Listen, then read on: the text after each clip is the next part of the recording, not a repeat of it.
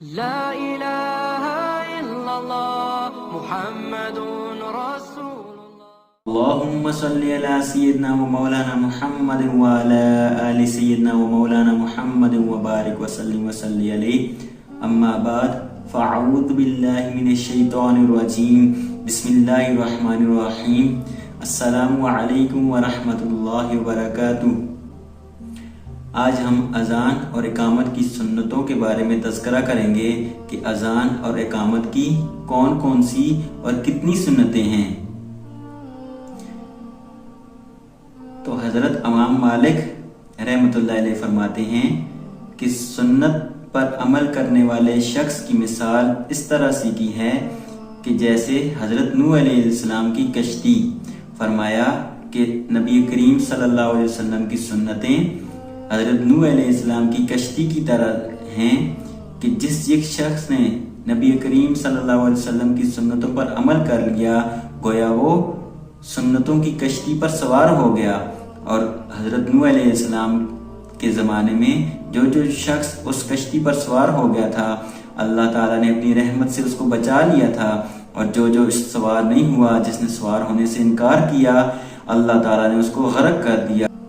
اذان اور اقامت کی پہلی سنت یہ ہے کہ جب اذان اور اقامت کہنے لگیں تو قبلہ رو ہو جائیں۔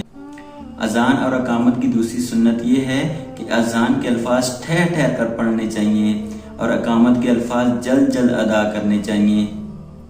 اذان اور اقامت کی تیسری سنت یہ ہے کہ اذان میں حی علی الصلاۃ اور حی علی الفلاح کہتے وقت مؤذن کو دائیں بائیں منہ پھیرنا سنت ہے، لیکن سینہ اور قدم قبلہ رخ ہی رہیں۔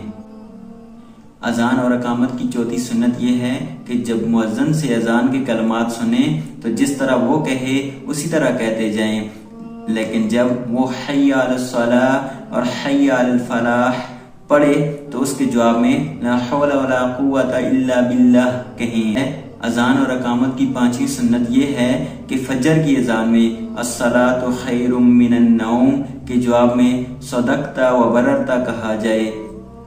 اذان اور اقامت کی چھٹی سنت یہ ہے کہ اقامت کا جواب بھی اذان کی طرح ہی دیا جائے گا، لیکن فرق یہ ہے کہ جب اقامت پڑھنے والا قد قامت الصلاۃ پڑھے گا تو اس کے جواب میں اقامہ اللہ و ادامہ کہا جائے گا۔ اسی طریقے سے اذان اور اقامت کی ساتویں سنت یہ ہے کہ اذان کے بعد درود شریف کا پڑھنا سنت ہے۔ تو کون سا درود شریف پڑھا جائے؟ کوئی سا بھی درود شریف آپ پڑھ سکتے ہیں، لیکن درود ابراہیمی پڑھنا افضل ہے۔ اور اذان کی آٹھویں سنت یہ ہے کہ اذان کے بعد اذان کی دعا پڑھی جائے۔ اللہم رب هذه الدعوة التامة والصلاة القائمة آت محمدا الوسیلة والفضیلة وابعثه مقاما محمودا الذی وعدته انک لا تخلف المیعاد، جس کا ترجمہ یہ ہے کہ اے اللہ اس پوری پکار کے رب اور قائم ہونے والی نماز کے رب محمد صلی اللہ علیہ وسلم کو وسیلہ عطا فرما اور ان کو فضیلت عطا فرما اور ان کو مقام محمود پر پہنچا جس کا تو نے ان سے وعدہ فرمایا ہے، بے شک تو وعدہ خلافی نہیں کرتا۔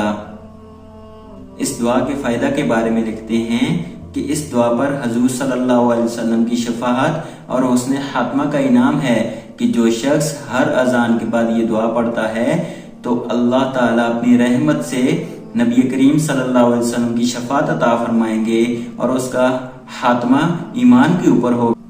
اور اس سے بڑی نعمت اور کیا ہے کہ انسان کا خاتمہ ایمان پر ہو۔ فرمایا کہ جس کا پہلا کلمہ لا الہ الا اللہ ہوگا اور آخری کلمہ لا الہ الا اللہ ہوگا تو وہ سیدھا جنت میں جائے گا۔ تو اس سنت کو اپنانے سے اگر ہمارا خاتمہ ایمان پر ہو جائے تو اس سے بڑھ کر ہمیں اور کیا چاہیے۔